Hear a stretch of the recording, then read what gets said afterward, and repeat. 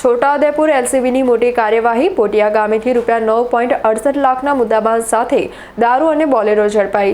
છોટાઉદેપુર જિલ્લામાં ગેરકાયદેસર પ્રવૃત્તિઓ પર અંકુશ મેળવવા માટે પોલીસ અધિક્ષક ઇમ્તિયાઝ શેખ દ્વારા ખાસ સૂચના અને માર્ગદર્શન આપવામાં આવ્યું હતું. જે અન્વયે એલસીબી પોલીસ ઇન્સ્પેક્ટર MM ડામોરની સૂચનાથી એલસીબીનો સ્ટાફ ઝોસ પોલીસ સ્ટેશન વિસ્તારમાં નાઇટ પેટ્રોલિંગમાં હતો.